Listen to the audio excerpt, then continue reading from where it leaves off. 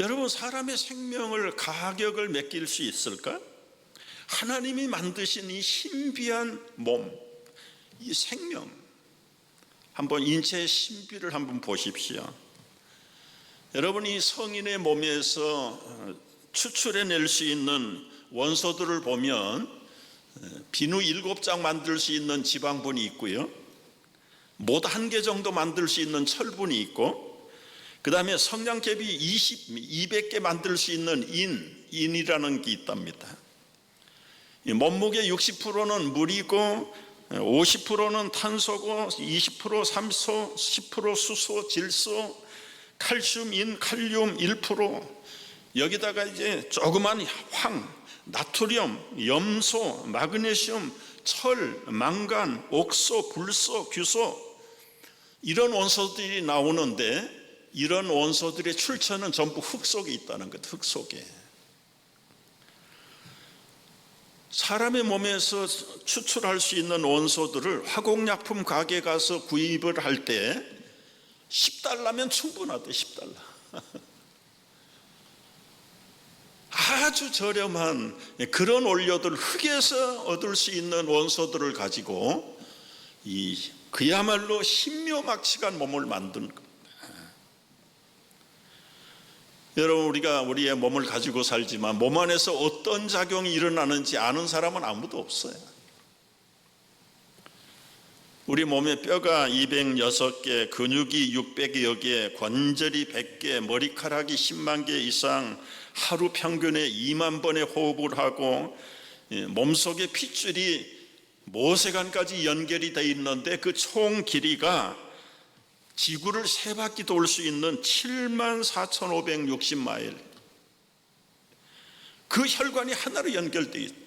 그래서 이 심장에서 피를 한번 펌핑을 하면 온몸 구석구석을 돌아가지고 다시 심장으로 돌아오는 데까지 걸리는 시간이 40초밖에 안 돼요.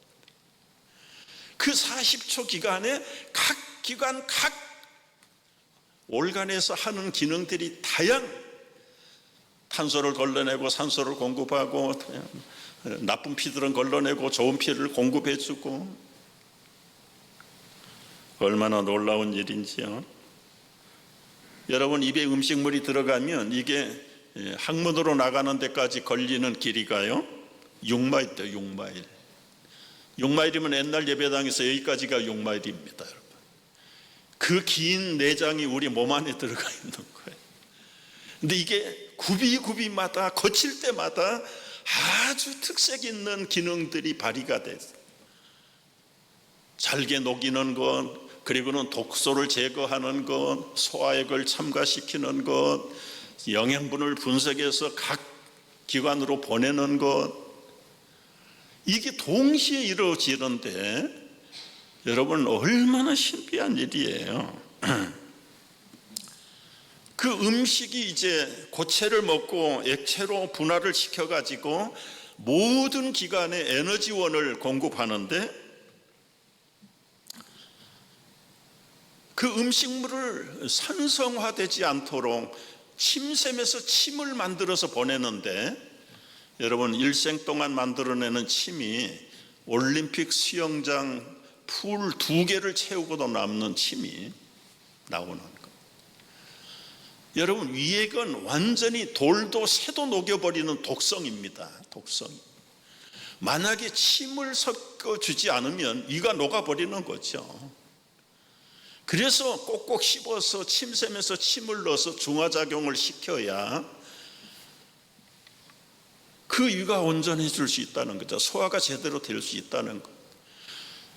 그 녹여진 에너지원이 각 기관으로 공급을 하는데, 여러분, 우리 눈이 초점을 맞추는데 필요한 파워가 하루에 10만 번 정도 움직이는데, 이 압력이 엄청난 압력인데 우리는 전혀 느끼지 못하는 것들이, 맛을 보는 혓바닥에 9,000개의 미각세포가 다 작동을 하는 거예요. 달다, 쓰다, 달코름하다, 쓸거름하다. 코는 5,000가지 냄새를 분별해낼 수 있다는 거예요. 5만 가지는 5만 가지. 사람의 몸은 이 순간마다 매 초마다 2,500만 개의 세포를 새롭게 체인지어. 그래서 28일이 되면 한 달 전에 가지고 있던 우리 모든 세포는 없어지고 새로운 세포로 28일에 한 번씩 완전히 탈바꿈을 하는데 그 형태와 모양은 아마 그대로 간직을 하는 거죠. 여러분, 재채기는 절대로 눈을 감고 할 수가 없다고 합니다. 근데 순간적인 재채기의 그 속력이 시속 100마일 대 시속 100마일. 그게 1분만 재촉되면 큰 역사가 일어날 텐데 순간적으로 나왔다가 그치는 것이기 때문에, 여러분, 자동차는 13,000개의 부품으로 이루어졌고 비행기는 300만 배의 부품이 필요하고 인공위성은 500만 개의 부품이 있어야 하나의 작품을 만들어내는데 인공위성 하나 만드는데 2억 불 들어간다고 합니다. 근데 요즘은 이제 그 페어링을 재회수해 가지고 재사용하기 때문에 원가가 600만 불까지 떨어졌다고 합니다. 여러분, 인체의 부품이 100조 개의 세포, 조직세포, 그러면 25개 조의 적혈구, 250억 개의 백혈구, 인간의 어떤 발명품하고도 차원이 다른 이 놀라운 인체를 하나님이 직접 만들어 주신 거예요. 영감이 충만했던 다윗이 자기 몸의 신비한 것을 보면서 그 시편 139편에서 이렇게 노래를 했습니다. 다 같이 읽어볼까요?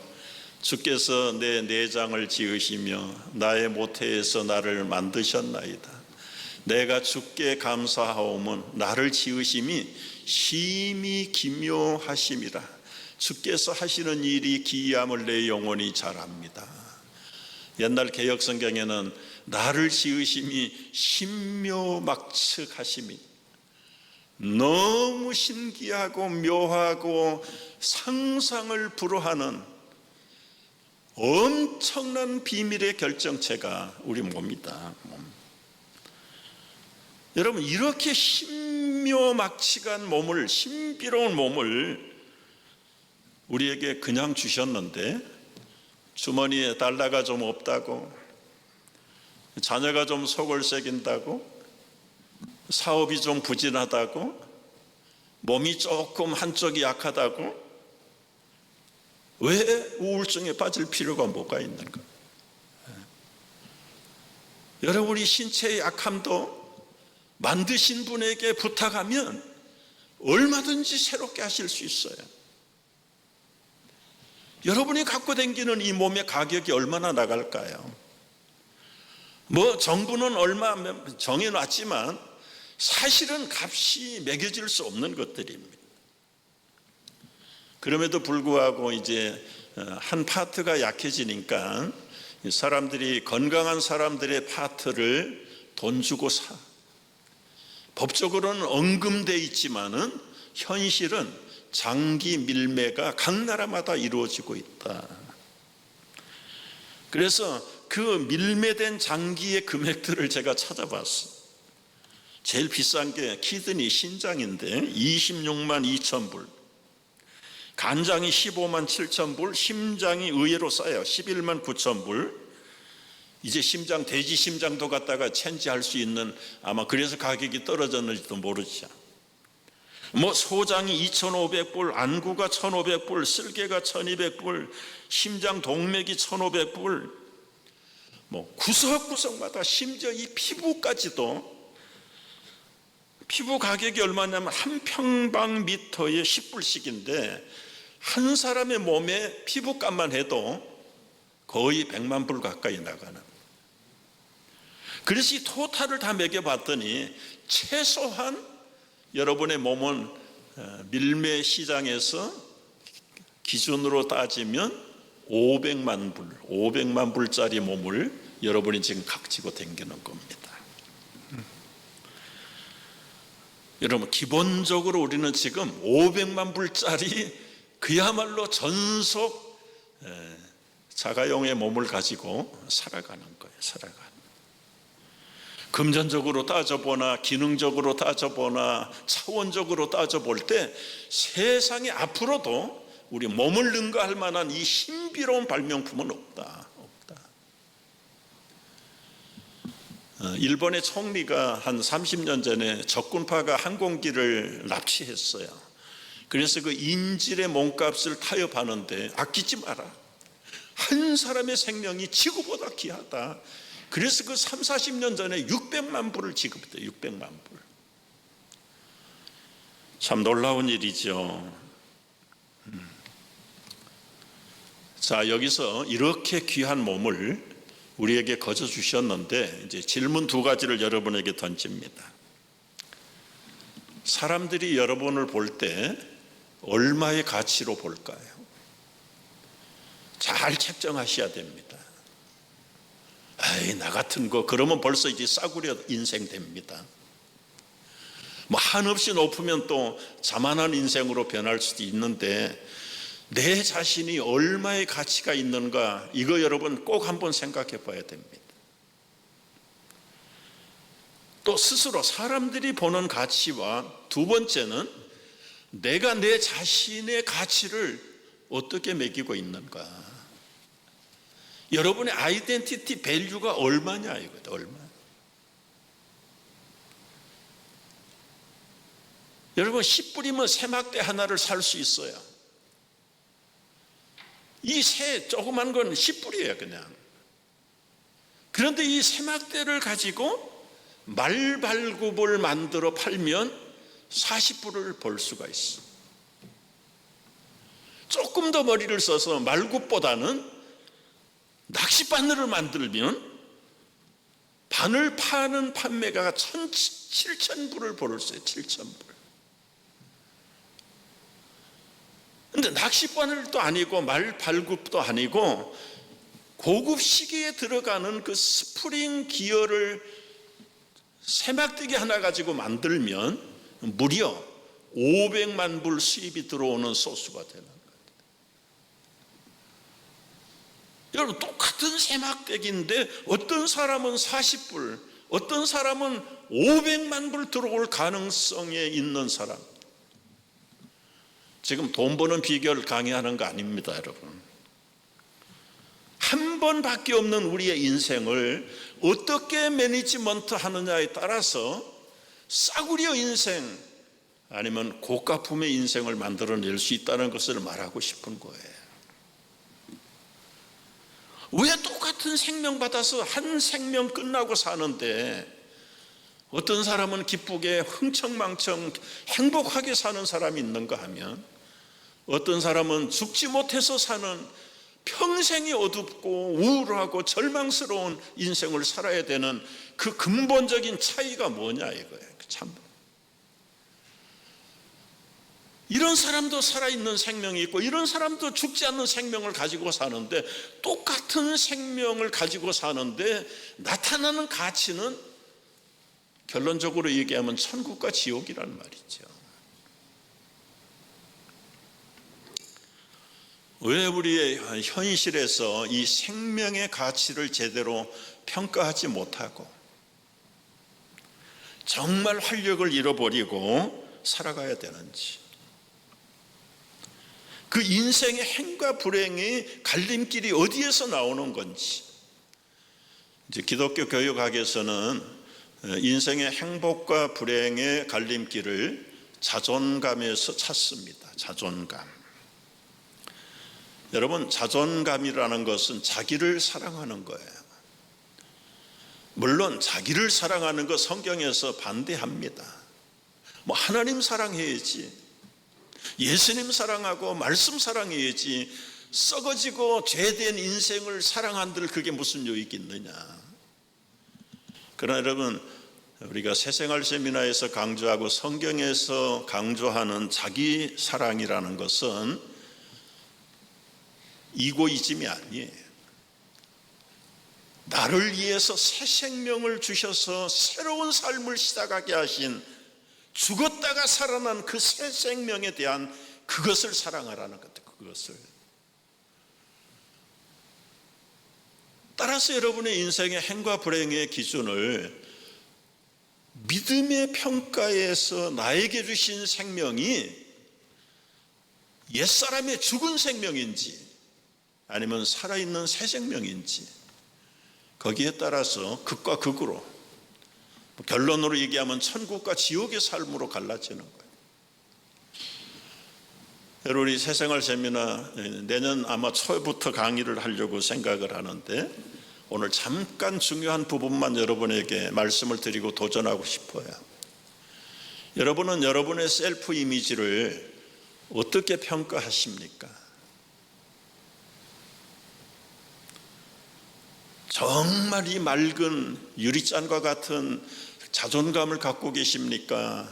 산산조각이 난 허물어지기 직전에, 아니요, 이미 깨어져 버린 그런 자존감을 가지고 삽니까? 보통 자존감을 형성하는 4가지 요소가 있습니다. 첫째는 외모, 능력, 부모, 환경입니다. 여러분, 사람의 겉모습은 천차만별이에요. 우리가 선택할 수 없는 거예요. 부모로부터 물려받은 겉모습입니다. 그러나 능력은 얼마든지 개발할 수 있고 얼마든지 땅속에 묻어버릴 수 있는 것은 바로 우리들의 책임이. 부모가 재벌인가 가난뱅인가 우리 책임 아닙니다. 그런데 거기에 따라서 사람들의 자존감이 올라가기도 하고 열등감이 가지게 돼요. 환경도 마찬가지입니다. 그래서 우리 자존감을 구축하는 4가지 요소가 보통 외모, 능력, 부모, 환경인데, 여러분 이제 생각을 해보십시오. 다른 사람들이 나를 평가할 때 이 4가지를 본다. 그래서 외모에 자신이 없는 사람들은 대인기피증을 갖게 됩니다. 많이 모이는데 가기 싫어합니다. 남들하고 자꾸 비교해서 자기 얼굴만 볼 때는 불행이 없어요. 근데 다른 사람들의 얼굴을 비교해 보면 스스로 열등감과 그리고는 자존감이 상하기 시작합니다. 그래서 밖으로 놔두는 사람들은 자꾸 두문불출하게 되고 대인관계가 멀어지고 끊어지고 결과적으로는 운둔의 삶을 살게 되는 거예요. 이런 사람이 무슨 능력을 개발할 수 있겠습니까? 조금이라도 자존감이 있는데 못생긴 사람은 그 능력을 서울의 강남의 성형외과 뻔질나게 드나들면서 자기 외모를 바꾸는 사람들이 부지기수잖아요. 그런 사람들은 이 외모를 바꾸려고 하는 생각보다 그 마음속에 벌써 주어진 자기 한계를 체인지업하고 싶은 능력을 발휘하는 사람들이죠. 뭐 그렇게 해야 되는 건 아니지만 일반적으로 나타난 삶의 모습들입니다. 부모가 부자일 수 있고 가난뱅이일 수 있어요. 심지어 나면서부터 부모가 없는 고아들도 있어요. 어떻게 부모가 내 인생의 행과 불행을 결정할 수 있는가? 부모에게 꽂힌 사람은 부모가 자기 인생의 행과 불행의 척도입니다. 환경도 마찬가지죠. 그래서 오늘 결론과 같은 이 자존감 2가지를 말씀드리고 정리를 하려고 하는데요. 사람은 2가지 자존감을 누구나 가지고 있다. 나는 부정적인 자존감인가 긍정적인 자존감인가. 이제 부정적인 자아 형성을 가진 사람의 모습을 보십시오. 지금 설명한 대로 이 사람의 불행한 인생 얼굴은 그 불행의 근원이 외모, 능력, 부모, 환경이에요. 결과적으로 이 모든 사람들하고 비교해서 외모가 떨어지고 능력이 모자라고 부모가 가난하고 힘이 없고 환경이 열악하다는 것 때문에 스스로 비교하면서 세상의 가치관 속에서 자기를 열등화시켜 버리는 겁니다. 그게 자기 안에 있는 그릇된 자아를 자기 스스로 낮춰버리는 거예요. 나는 어디를 봐도 살 가치가 없어. 나보다 불행한 사람이 세상에 있으면 나와보라 그래. 내가 부모를 잘 만났나, 교육을 제대로 배웠나, 환경이 좋은가. 어디를 봐도 나는 없어져야 될 사람, 나는 쓸모가 없는 사람. 이게 세상의 가치관이고 비교의식에서 오는 자기를 한없이 부정적으로 파괴시키는 부정적인 자아 형성의 패턴입니다. 여러분, 제가 예수님 만나기 전에는 이런 사람이었어요. 외모가 그런가, 능력이 그런가, 부모가 내놓을 만한 것이 환경이 그렇게 넉넉하지도 않고, 그래서 친구들 만나는 것도 꺼리고, 자꾸 비교하면서 우리 집안은 왜 이래? 우리 친척 가운데 하나 간판 쓰다 갔던 사람도 없고, 그러다 보니까 병이 들 수밖에 없어요. 자기 속에 갇히고 우울하고 낙심하고 그야말로 인파구가 파괴되는 거죠. 그러다가 예수님 만났는데요,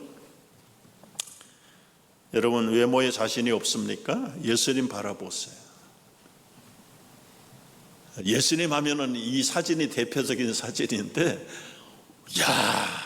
얼마나 거룩합니까? 얼마나 참 존경할 만합니까?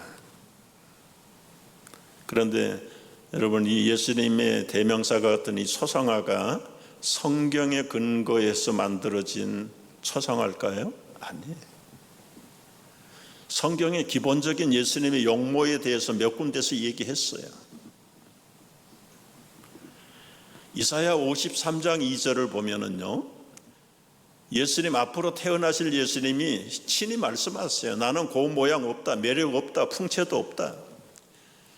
사람들이 보기에 흠모할 만한 매력이라는 게 아무것도 없다. 오히려 매력은커녕 나 환자를 보는 것처럼 사람들이 다 얼굴을 돌린다. 이게 예수님이 앞으로 오실 실질적인 겉모습이에요. 그래서 몇십 년 전에 영국에서요, 안면, 컴퓨터를 이용해서 이 안면 인식 그림 최고의 권위자, 영국의 대표들, 이스라엘의 대표들을 모아가지고 성경에 있는 예수님 메시아에 대한 데이터를 가지고 컴퓨터로 예수님의 안면을 그렸어요. 어떤 모습일까요? 이게 맞습니다. 오히려 이거보다 더 추하게 그려야 될런지 모릅니다. 왜 이런 모습으로 오셔야 됐죠? 히브리서 2장 17절 18절 말씀 보세요. 다 같이 읽어보겠습니다. 그러므로 그가 범사의 형제들과 같이 되심이 마땅하도다. 이는 하나님의 일에 자비하고 신실한 대제사장이 되어 백성의 죄를 속량하려 하심이라. 그가, 예수께서 시험을 받아 고난을 당하셨은즉 시험 받는 자들을 능히 도우실 수 있느니라. 어떤 시험 받으셨습니까? 여러분, 예수님이 갈릴리에 예루살렘에서 활동하실 당시에 그야말로 왕자처럼 그 얼굴이 고귀하고 화려했다면 함부로 사람들이 덤비지 못했을 거예요. 어떻게 그들에게 침을 뱉고 손가락질할 수 있겠어요? 그분의 부자가 왕이었다면, 아버지가 부자의 집에서 태어났다면 사람들이 그렇게 천시했겠습니까? 가문도 볼 것도 없고 재산도 볼 것도 없고 용모도 나환자처럼 볼 것이 없어. 볼 것이 없어. 모든 멸시와 천대를 다 받으셨던 주님, 왜 그렇게 그분이 멸시와 천대를 받으셔야 됐던 이유가 뭡니까? 여기 범사에 나와 같이 열등감을 가지고 사는 나를 위해서 마땅히 그렇게 되시는 것이 마땅하다. 여러분, 그때까지 그걸 몰랐어요. 예수님은 거룩하신 분, 아주 고상하신 분, 감히 접근할 수 없는 분 아니에요. 우리 스스로 예수님을 그렇게 격리시키면 안 됩니다. 예수님은 어떤 인생보다 밑바닥에서 태어나신 분, 그분의 가문이 내놓을 것이 있습니까? 교육의 학교 문 앞에를 가보신 분이십니까? 무슨 학문을 제대로 공부하신 분입니까? 외모가 잘생겼습니까? 돈이 많습니까? 여우도 굴이 있고 새도 보금자리가 있는데 인자는 머리 들 곳도 없다. 머리 들 곳도 없다. 이사야 53장 3절 이하를 보십시오. 그는 멸시를 받아 사람들에게 버림받았고 간고를 많이 겪었고 질고 병이라는 병은 다 앓고 계시는 분이십니다. 그 얼굴을 가리는 것, 멸시를 당하고 우리도 그를 귀하게 여기지 않고. 왜 그렇게 했어야 됩니까? 그는 실로 능력이 없어서가 아니라 아버지가 약해서가 아니라 나의 질고를 친히 짊어지시려고, 슬픔을 당하시려고. 그런데 우리는 생각하기를 거꾸로, 무슨 죄가 많아서 징벌을 받는가 저 사람은, 그리고도 메시아라고 말하는가. 우리의 영적인 무지입니다. 무지. 그래서 그가 고난당하는 것이 마땅하다. 왜요? 하나님의 아들이 왜 이렇게 멸시천대를 받아야 되는가? 낙심하고 슬픔고 그 인생, 복음서에 예수님이 우시셨다는 대목은 한 군데도 나타나지 않아요. 3번씩 우셨다는 대목은 발견할 수 있는데 예수님에게는 웃으셨다, 기뻤다, 행복했다 별로 없어요. 세상의 모든 짐을 다 짊어지신 분이 행복할 겨를이 어디 있어요? 심지어는 그가 찔리시고 그리고 상하신 것은 우리의 불완전함, 우리의 열등감, 우리의 모멸감, 우리의 포기하고 싶은 절망감, 그 죄악 때문에 당신이 징계를 받고 우리에게 오히려 평화를 돌려주고 온전하게 힐링할 수 있는, 그것이 대신 예수님이 당하신 고난이었다. 이 복음의 본질을 제대로 깨닫고 난 다음에 제 자존감이 달라졌어요. 자존감이 달라졌어요. 여러분이 부정적인 자아가 긍정적인 자아로 바뀌는 사람 보세요. 아무것도 달라질 게 없어요. 그 얼굴이 그 얼굴입니다. 그러나 표정이 완전히 극과 극으로 바뀌었어요. 그 외모가, 능력이, 부모가, 환경이 달라진 거 아닙니다. 단 한 가지 달라진 것은 비교 의식이 창조 의식으로 바뀐 것밖에 없어요. 여러분 같이 못생긴 사람이 세상에 둘이 있습니까? 없어요. 유일하게 개성 있는 사람, 오로지 한 사람, 나밖에 없어요. 여러분밖에 없는 거예요. 세상에 하나밖에 없는 것은 가치가 절대입니다. 절대. 무한대입니다. 무한대. 그런 나의 본질을 잊어버리고 비교하고 그리고는 자존감을 떨어뜨리는 내 스스로의 책임이 결과적으로는 불행한 인생을 만듭니다. 그러나 하나님이 나를 창조하셨다. 하나님이, 예수님이 나를 위해서 그렇게 멸시와 천지를 당하신 모습이, 추하게 오셨던 그 모습이 결국은 나를 구원하시기 위함이었다. 세상의 가치관을 하나님의 가치관으로 바꿀 때 여러분 어떻게 됩니까? 부정의 인생관이 긍정의 인생으로 바뀌는 거예요. 풍성한 삶, 그리고 긍정적인 자아를 위해서 여러분 우선에 선결적으로 3가지 조건이 필요해요. 첫째는 창조주와의 새로운 관계를 맺으십시오. 지금까지 하나님과 어떤 관계를 맺고 있었는지 다시 한번 검토하시고, 시원찮은 관계라면 치워버리시고 다시 뉴 릴레이션십으로 맺으십시오.